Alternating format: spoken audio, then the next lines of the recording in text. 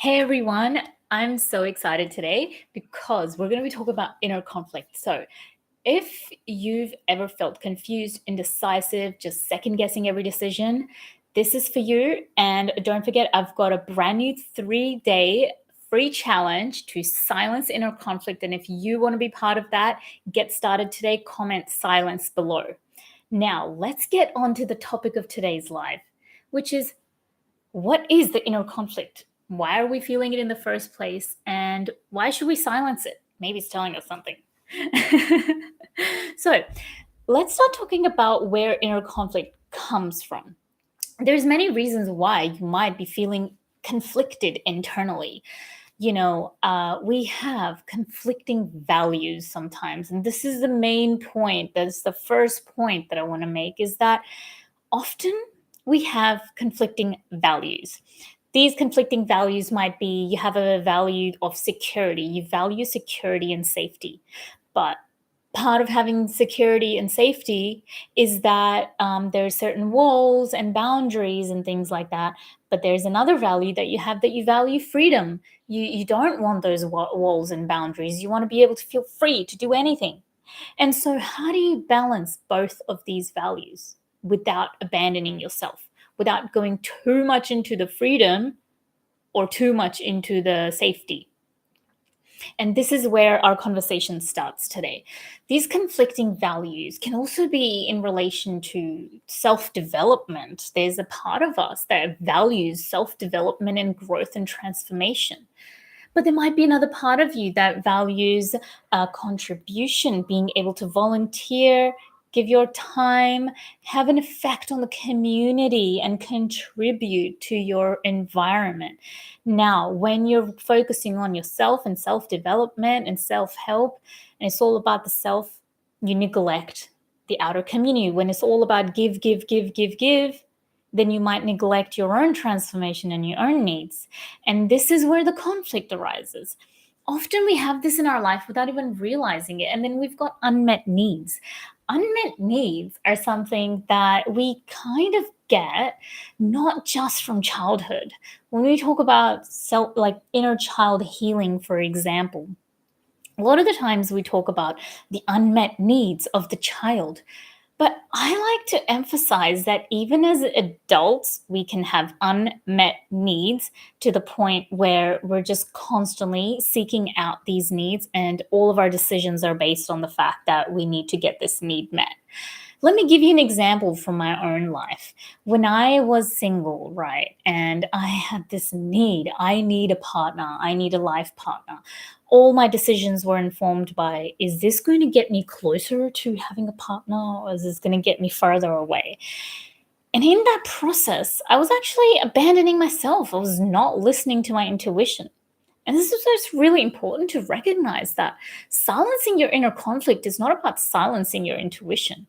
In fact, it's the opposite. It's actually listening to your intuition on such a deep level that you get a connection from it, that you're not just operating from a place of resolving conflicts, you're operating from a place of intuition. So once those conflicts are silenced, you're able to get in touch with your intuition even more.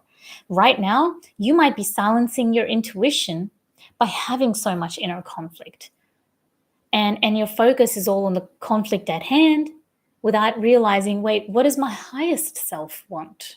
Or what is source or your highest level of morality, what your personal compass is, what guides you in life? How is it important to that rather than what's relevant in this specific little conflict that I'm facing right now? Right. And then the third point I would like to make is about the authenticity versus conditioning. Conditioning is something we all get in childhood. And as children, we're told to, well, you got to share your toys and you got to work with other kids, work with your peers, and you've got to be able to work in a team and resolve these conflicts. It's not about me, me, me. It's about getting along. And the thing is, socialization is extremely important. Being able to work in a team, really important. Conflict resolution, all of that, super important. But if you've been conditioned to always be like that, even to the point where you abandon your own needs just to serve the community or just to people please or just to um, um, basically undermine your own self and your own authenticity, your own authentic expression, just so you can operate from a place of conditioning. That's when the balance is imbalanced, and we start getting this inner conflict because we start thinking, well, wait, should I make a decision based on whether this person's going to get mad at me or not? Or what if I appear selfish? This is the other thing that I see a lot, is like we're so afraid of appearing to be selfish. But honestly, the thing is, there needs to be a balance, because you know what? As individuals, we need to be able to show up in our life, in our relationships from a full cup. And if we're not, that's a disservice to every single one of us. That's, you're doing a disservice to your environment if you're not showing up as your full self. They get to miss out on the most authentic version of you, which means you do need to take care of yourself. And that means you got to sleep for 8 hours or what, sleep until you're rested. You've got to be able to have your nutrition. You've got to be able to look after your body physically. You've got to be able to look after you mentally, psychologically, emotionally, so that when you show up in relationships, you can show up as your full selves. And so we got to get away from this whole language of selfishness. It's not about being selfish. There are aspects that, when we transform in ourselves, have a healing effect on the environment. And I argue that it's actually our responsibility to ourselves to heal, so that we can fulfill this responsibility that we have to heal others.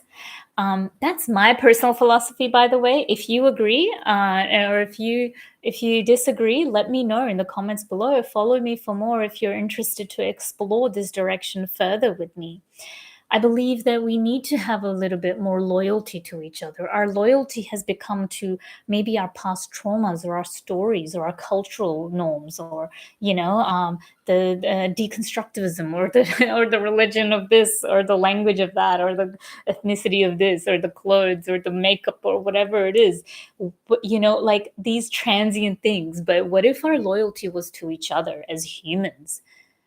This is a question that I want to use to challenge you today, that if we were loyal to that, we're naturally going to be coming from an unselfish place, but it doesn't mean that we're not going to be looking after ourselves. We're actually going to be looking after ourselves from a place of responsibility. We have a responsibility to look after ourselves because it affects how we show up in the environment, and we recognize that. So if this Facebook Live resonated with you, leave me a comment, give me a like, share this video with a friend or a family member that you think would benefit from being able to silence their inner conflict.